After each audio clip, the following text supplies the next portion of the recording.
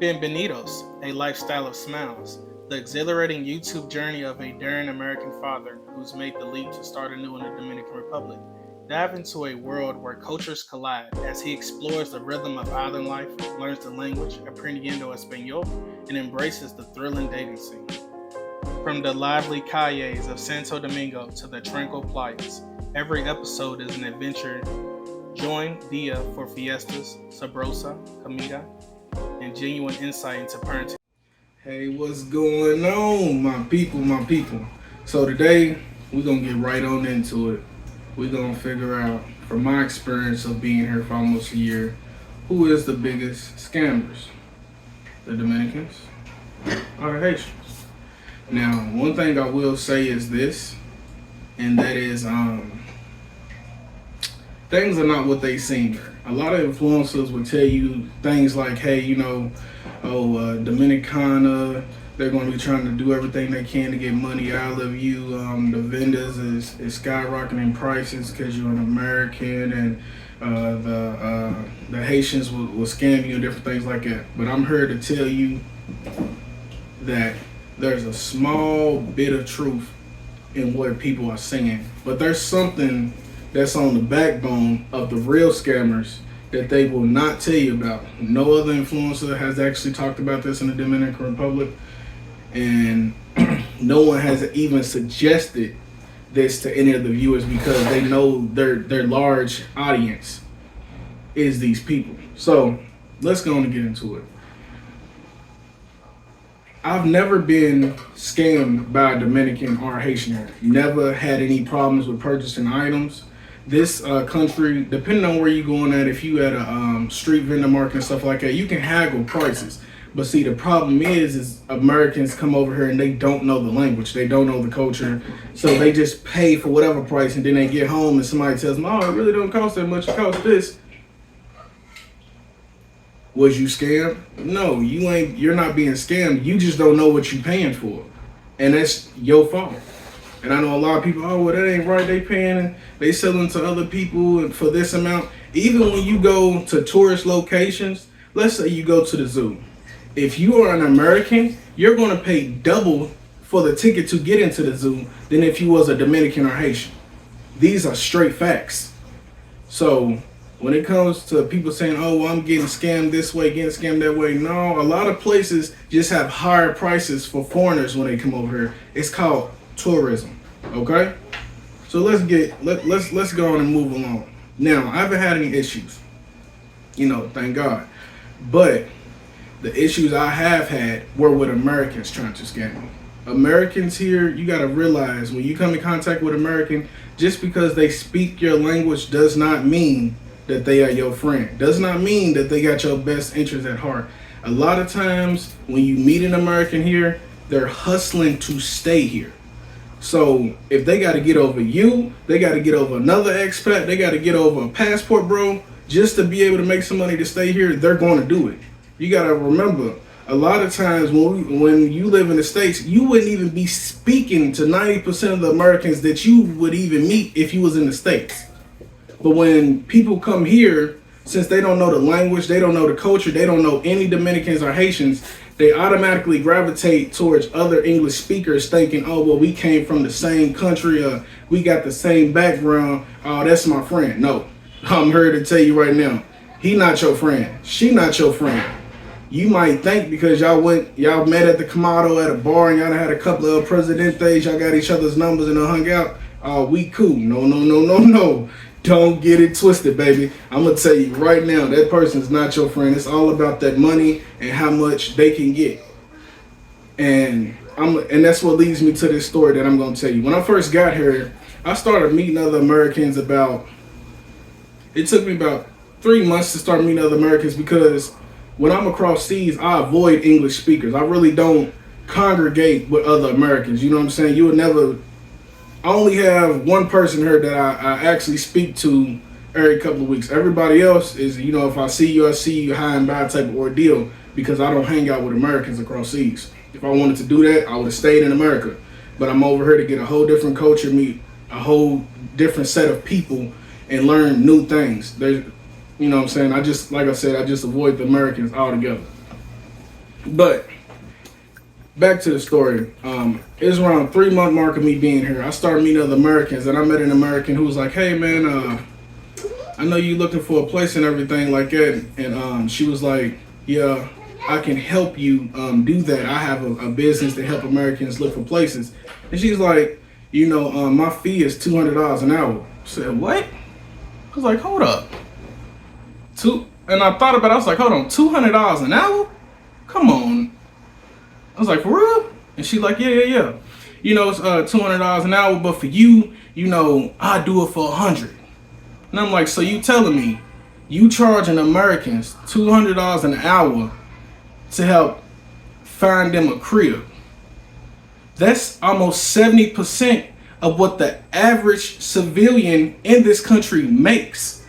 And that's what you charging?" So I was like, "Okay,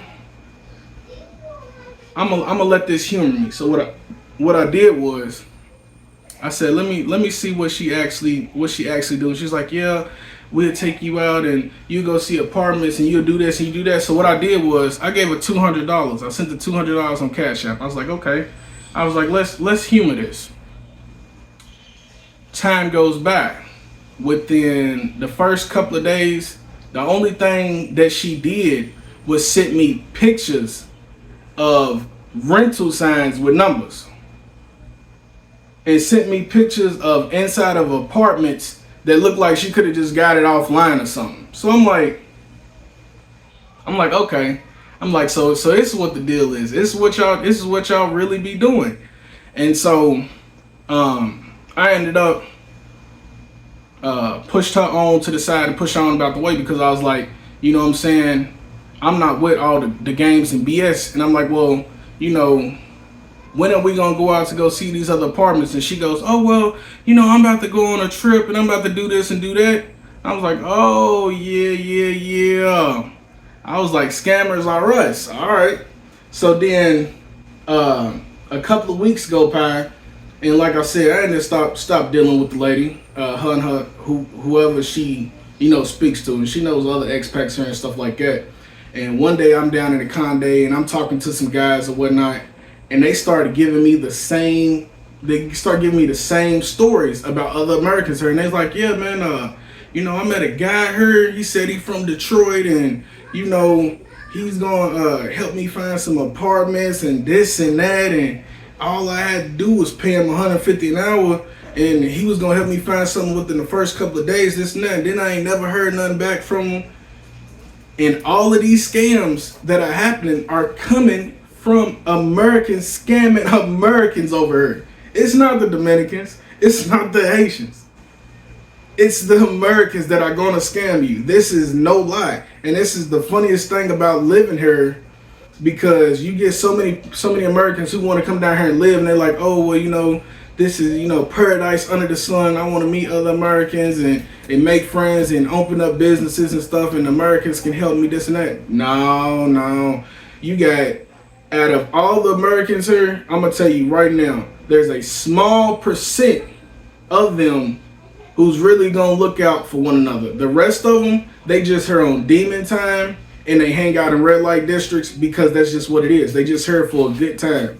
That's all. If you meet an American down and they hang out on the Conde, another thing that all influencers in the Dominican Republic will not tell you, the Conde and Zona Colonial is a complete red light district.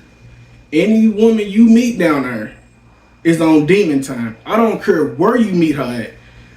I got a story about how I met a chick at an empanada spot when I first was invited to go to the Conde, because I avoided the Conde altogether because I know Americans go there, and anywhere Americans go and they congregate and they hang out, it's all a red light district. They not down there hanging out just to have drinks. They down there hanging out to try to take something home. And that's the men and women who hang out in the red light districts.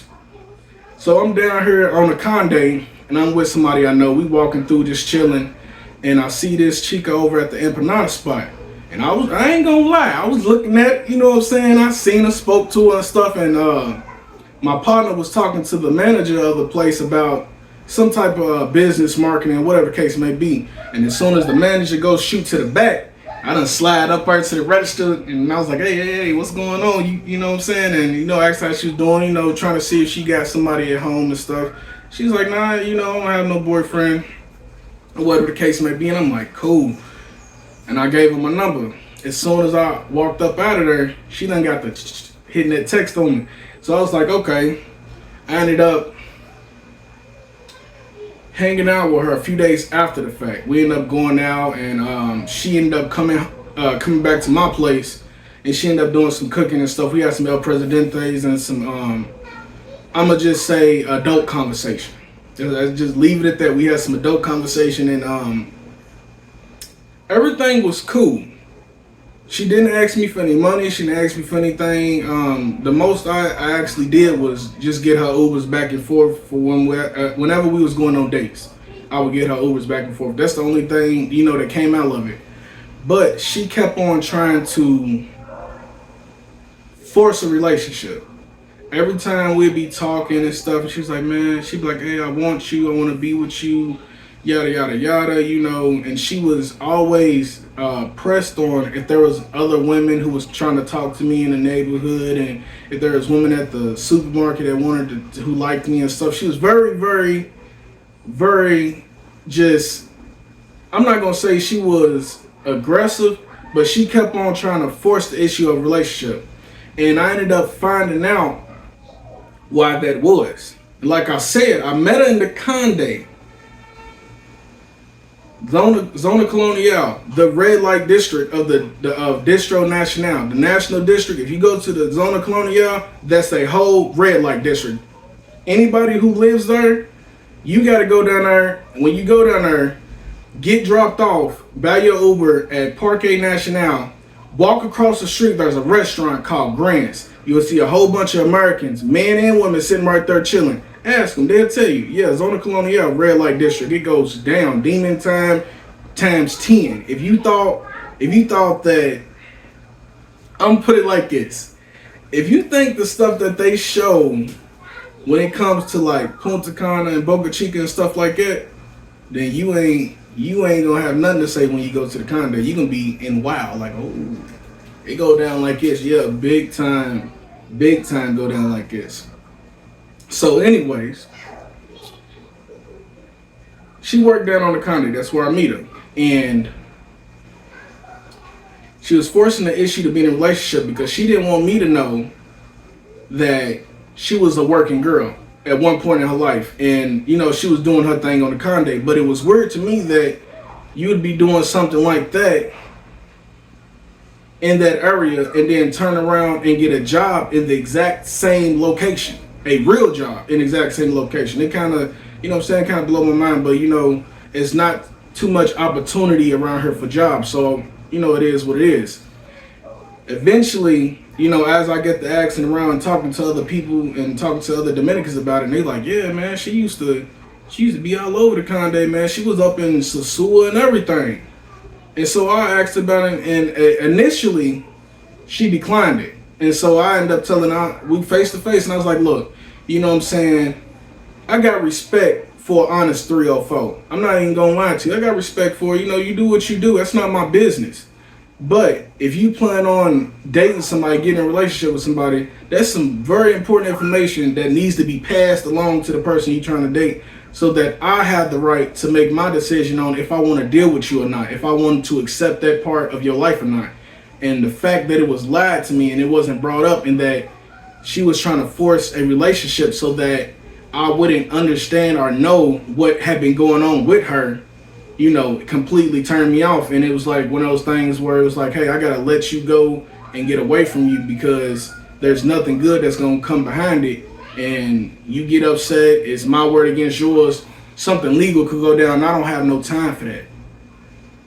You know what I'm saying? And that leads me to this.